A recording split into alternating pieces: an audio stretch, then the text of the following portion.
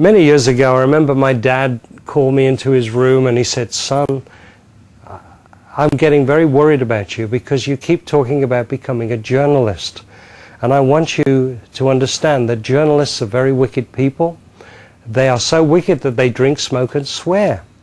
And you know, for many years I didn't realize that other people drink, smoke and swear as well. I thought that only journalists did this. To start with, it was fine. First job in journalism back in 1968 was with Billy Graham's newspaper called The Christian in London, England. And it was very nice. People were Christians there. They, you know, it was you were in a spiritual background, but all of a sudden the paper got shut. And I'm working on a secular newspaper, and people didn't only just drink, smoke and swear, but they smoked pot at lunchtime, and they lied and they cheated and did just about everything that was needed to get good stories. And that was something that was a bit of a shock to me. For many of you, I want to warn you that if you get involved in secular journalism, secular radio, secular television, you're in a whole different world. You may feel that you want to change the world. And I remember my dad once said to me, when I finally moved into the tabloids in London, "Son, how could you do this?" And I'd say, "Dad, I can reach more people in one day with one story than you have as 40 years as a pastor." And, you know, it's true. But the problem is, what are you going to reach them with? The paper doesn't pay you, the TV or radio station doesn't pay you to be a propagandist for Christianity. They pay you to get good stories. And for many Christians, it becomes very difficult ethically to deal with some of the problems.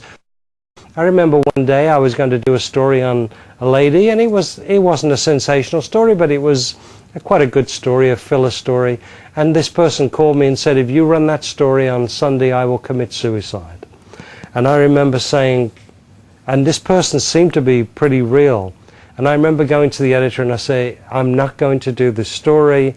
You can fire me if you wish, but I am not going to be responsible for someone committing suicide for such a silly story." And fortunately, the paper dropped the story.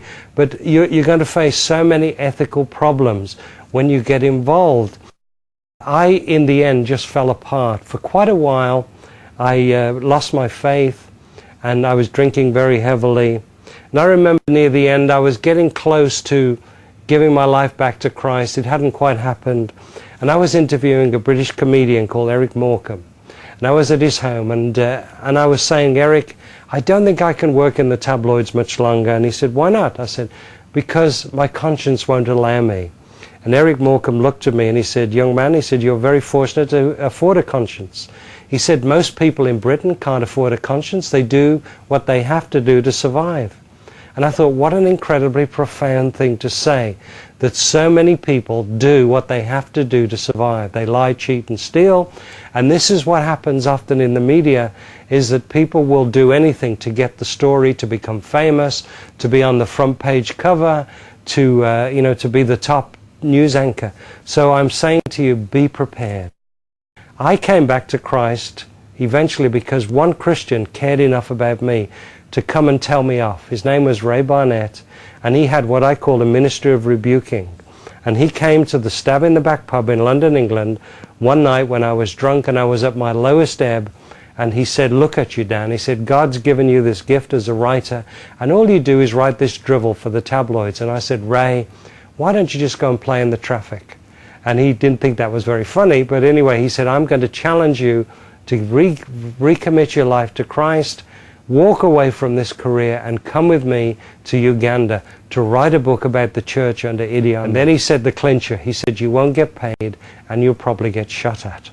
And I thought only a Christian could come up with a deal as good as that. But that was the turning point for me, because then I gave up my career, I recommitted my life to Christ, and I got involved in Christian writing.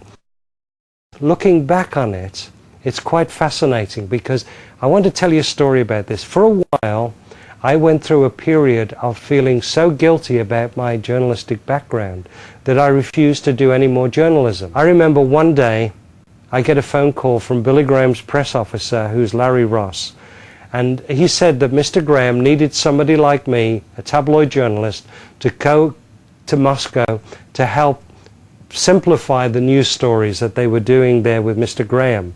He said, would you be prepared to get on a flight and spend 3 weeks with us working on the stories? And so I flew to Moscow and had this amazing experience of meeting with Billy Graham every day, writing the stories, and it was just a wonderful experience. And when I got back, my wife Norma said to me, Dan, if Billy Graham thinks that God can use a tabloid journalist, who are you to argue? And so I began to realize that even that training that I'd had years ago, even the bad stuff, was very useful if I committed it to Christ. I've written more than 40 books.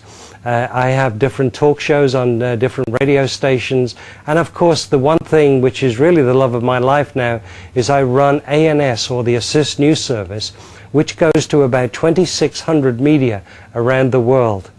And it occurs to me that some of you watching this may like to become one of our correspondents. Now, there is a catch to this because none of you get paid. We're all what we call media missionaries. We all raise our own support. I have not received a salary now for 17 years, but I work as a media missionary, and friends and churches support me. And so if you would be interested in being involved in being one of our writers, let me tell you that we only do stories on the persecuted church, world missions, and popular culture. And if you would like to write about any of those topics, I'd be delighted to hear from you. And our website, by the way, is www.assistnews.net. That's assistnews.net, and you can contact me through that. But if you would like to be a writer for us, I'd need to see some samples of your work. But we do go to a very, very wide audience. One of the great things about being a Christian journalist is, even though the pay is lousy, you get a good job title. And so we would make you one of our special correspondents.